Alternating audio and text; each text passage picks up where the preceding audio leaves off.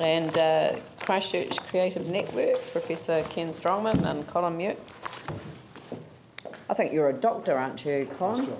I'm sorry? You're a doctor, aren't you? Oh, if you like. Am I giving you a doctorate? Yeah. Yeah? Have one of Well, those. it's just that if Ken's going to be a professor, you better be what you are. Oh, yeah, no, I'm the common person. A common person. Representing the full spectrum. Well, I'm technically allowed to use the title honourable, and doesn't seem to fit me either.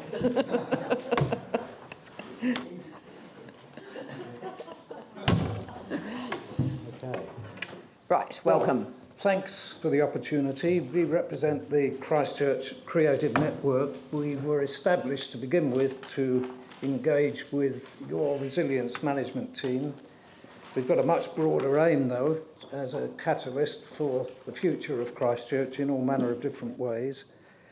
We represent a very broad range of expertise. There are more than 50 of us. We're all very well-established people, some of us beyond established, actually.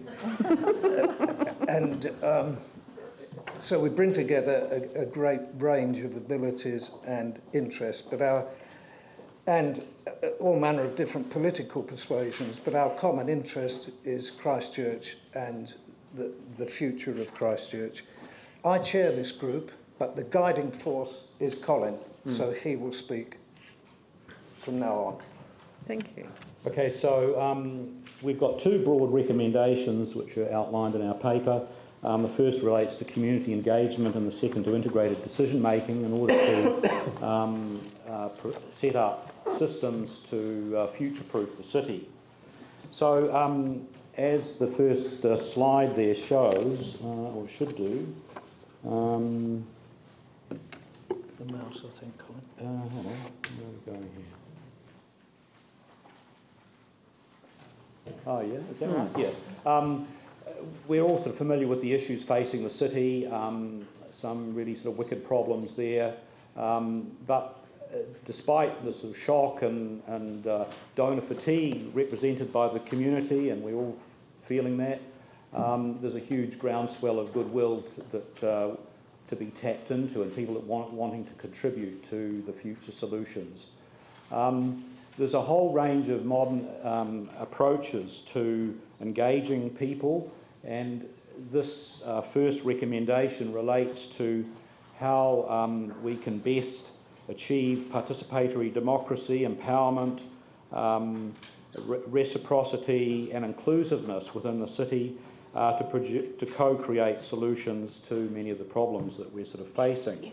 And I guess the point here is that 10 minutes is not long enough to deal with the complex and wicked problems that we are facing, and without mediated, working groups that produce results, co-produce results, we're not going to satisfy a large sections of the community. And it's pretty soul-destroying turning up year after year, making submissions, representing, a large body of people without knowing where it goes or how it's being processed, and decisions, poor decisions still sort of appearing before us. So getting, those interested groups inside the tent to have ongoing discussions, I think, is a critical message here. So,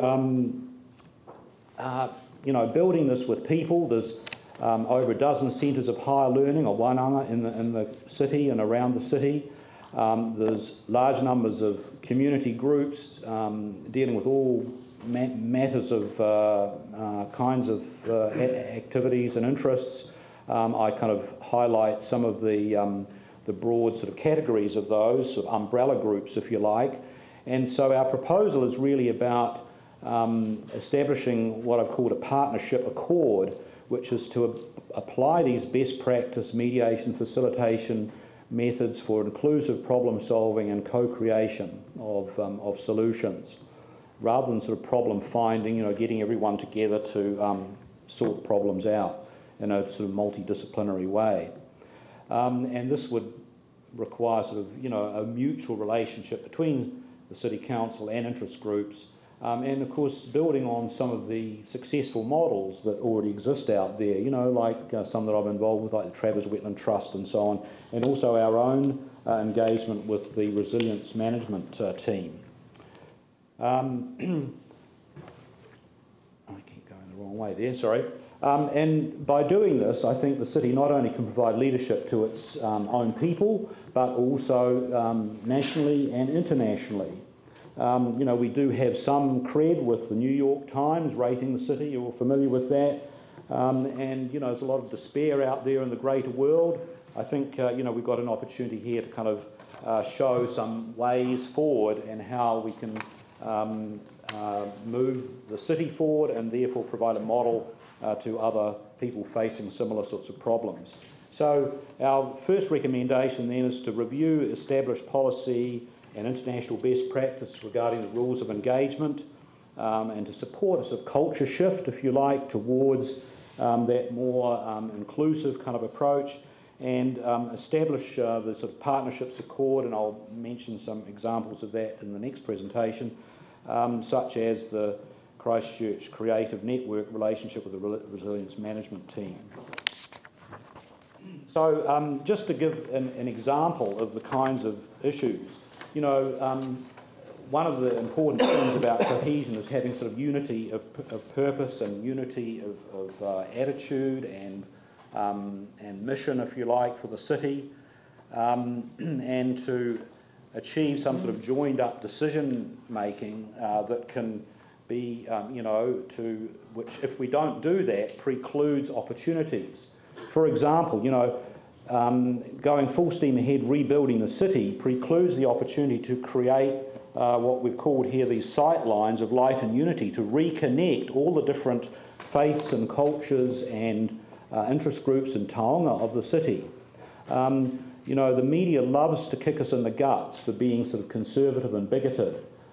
We need to kind of like make a very firm stand against that kind of thing. You know, like for example that recent viral attempt at sort of putting down an Indian with his turban that was snapped on the bus recently. And, you know, the Facebook kind of went crazy with all sorts of hate messages. And this was associated with Christchurch, and the media all around the world, you know, picked this up. We've somehow got to turn that around and be a much more sort of cohesive city. Okay, so the second main point is about joined up transdisciplinary problem solving, which I've sort of touched on. But, you know, it's even for, you know, science institutions like the one that I represent or belong to have difficulty in grappling with, you know, integrated research, because we tend to be much, you know, the whole society is geared towards, you know, fragmented and disparate kind of decision making. And it's more, in some ways, it's more costly to bring a lot of people together to do more integrated decision making, but in the end the results are going to be better and will generate sort of cheaper outcomes. So you've all probably heard about triple bottom line and the various sort of subsequent manifestations of that, and yet it was never really implemented. You know, triple bottom line stood for, you know, the economy, the social conditions and cultural issues, and also the environmental issues. But generally, you know, those last two things tend to get kind of like secondary and only sort of come into the picture after the real decisions have been made. So it's important to kind of re-establish that sort of principle. So the recommendation here is to adopt and develop the Partnerships Accord, which I mentioned, which is the sort of means by which to achieve this joined-up thinking, and to achieve formal recognition for those umbrella groups, and to have regular standing meetings, or hui, to work through these complex problems in partnership between the council and those individual interest groups. And then to sort of implement this sort of joined-up triple bottom line thinking as a kind of a major culture shift. It's got to be kind of like led from the top and allowed to allow the sort of grassroots to build these ideas up from the bottom as well, and sort of meet somewhere in the middle with some sort of creative, constructive outcome. And one of the means of achieving this is going to be to perhaps move away from, big ticket, heavy-duty, expensive items to more affordable runs on the board. Lots of sort of creative little solutions to how to move the city forward, to make it more sustainable and to make it more commercially viable, to sort of build from small beginnings. Well, we have some big elephants in the room, like climate change and sea level rise, and these are some of these complex issues that need this sort of joined up thinking.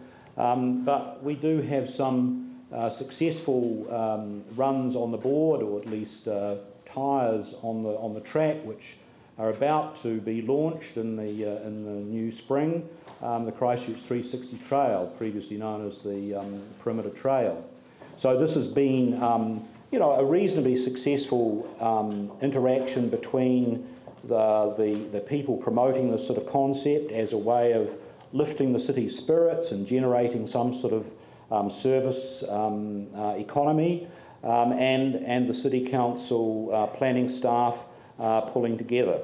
It does also highlight, however, sometimes the different departments of council not working together, and how much better it would have been if all of the relevant council staff and departmental heads had been brought together into a single room and spent some time problem solving rather than problem creating.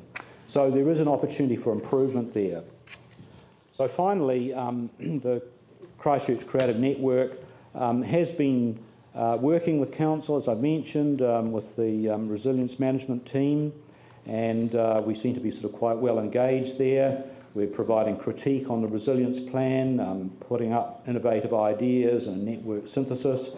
We have expertise in this collaborative learning and co-creation, and I think that needs to be sort of brought into the picture, how to actually go about implementing those recommendations, and recognising that a resilient city of the future has got all of these different elements: cohesion, sustainability, sense of place, equity, diversity, respect, hospitality, health and inclusiveness.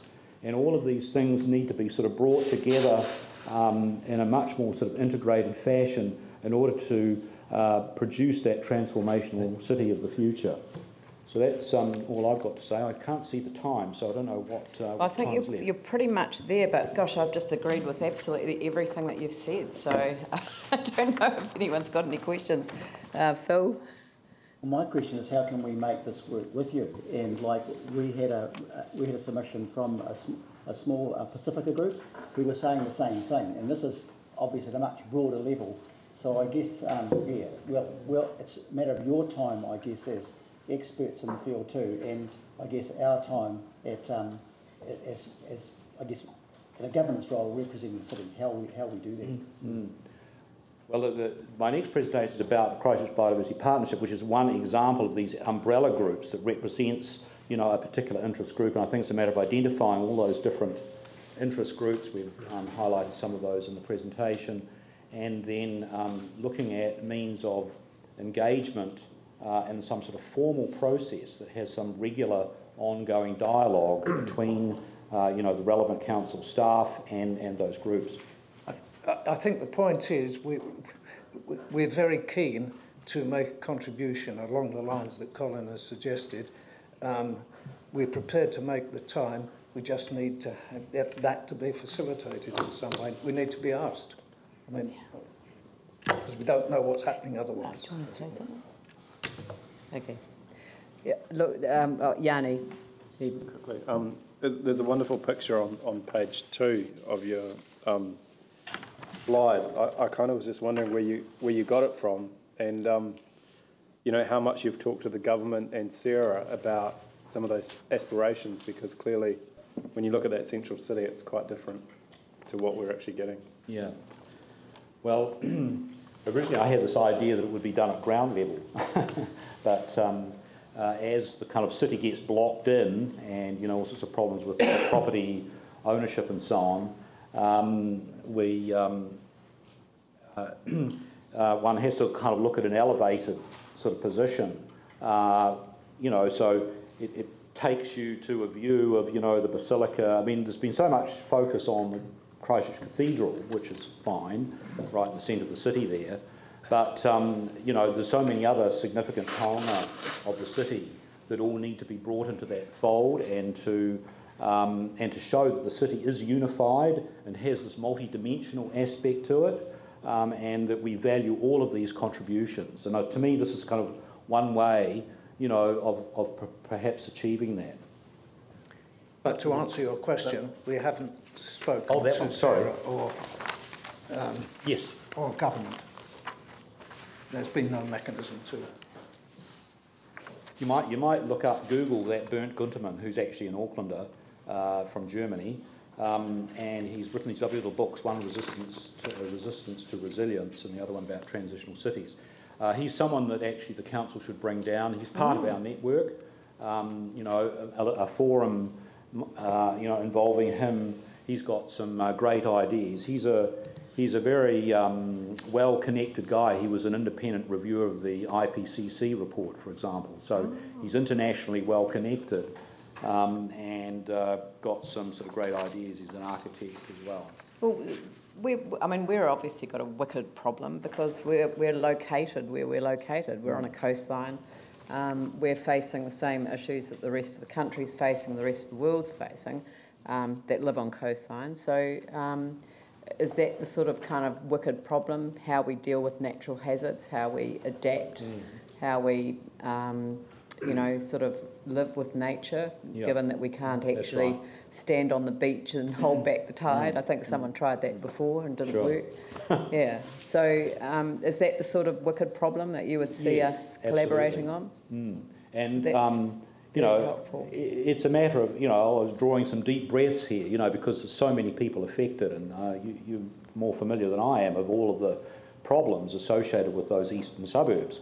And you know, one can't be precipitate in action, and one needs to have, you know, a short, medium and long-term plan, and that, for example, any significant infrastructure that's built, you know, represents, you know, the expected lifetime of that environment. And you know, it's a matter of then monitoring the environmental change to see which trajectory we're on, because there's all this uncertainty about the future. Right. So all of these things. Look, I mean, that's very heartening actually, because I'm deeply concerned about the timetable that we're on for actually beginning a consultation on the natural hazard strategy. We had a submission from ECAN yesterday who said that they could work with us to slow that down a bit, that there isn't a rush to deal with these things. We've got the district plan chapter being notified, the final element of it at the end of June. And I just feel that there's just too much for people to take on board all at once. The district plan review will deal with the immediate issues in terms of the natural hazards chapter, but that bigger long-term bit of work, I think it doesn't have to start immediately. I think it could create more distress in the community than actually serve our interests as a whole community. Because we've had the odd person come before the committee who said, you know, my personal interest is more important than how that reflects on the rest of the society. But, you know, when you've been through a disaster and you know that actually the price for poor planning decisions is that everyone pays, is not a, well, it's something that we shouldn't ignore, put it that way. So, look, thank you both very much, and I don't know whether you want to stay for Colin's presentation, but Colin, you're up next, aren't you? I am. Yeah. I'll go actually. Okay. Thank you very much.